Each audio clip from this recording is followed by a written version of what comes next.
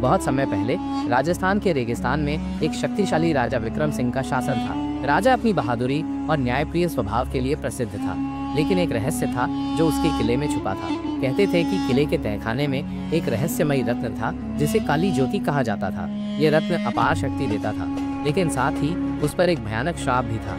जिसने भी उस रत्न को पाने की कोशिश की, उसकी जिंदगी अजीब हादसों से भर जाती थी। एक दिन राजा के दरबार में एक अजनबी साधु आया और चेतावनी दी, राजन, काली ज्योति को छूने की भूल मत करना, वरना तुम्हारा सर्वनाश निश्चित है। राजा ने साधु की बात को हंसी में उड़ा दिया, क्योंकि उसे अपनी शक्ति पर भरोसा था।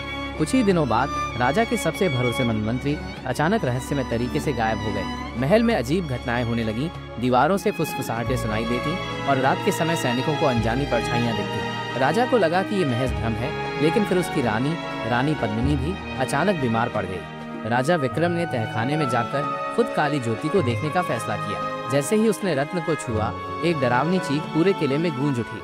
उसी पल राजा को अजीब सा दर्द महसूस हुआ, जैसे कोई अदृश्य शक्ति उसे जकड़ रही हो। साधु फिर से दरबार में लौटा और कहा, राजा विक्रम, तुमने मेरी चेतावनी को नजरअंदाज किया। ये रत्न तुम्हारे पूर्वजों के पापों का प्रतीक है।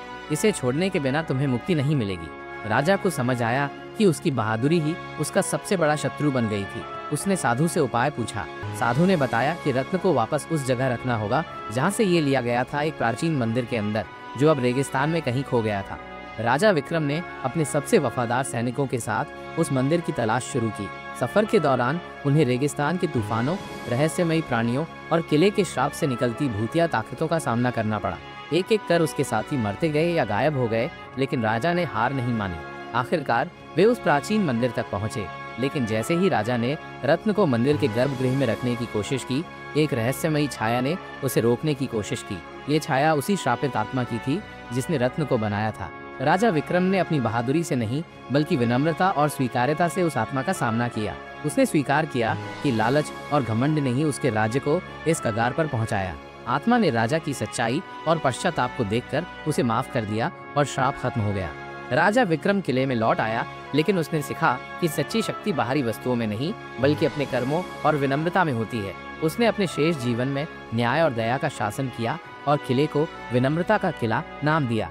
इस कहानी से हमें ये सीख मिलती है कि लालच और घमंड ही विनाश का कारण बनते हैं।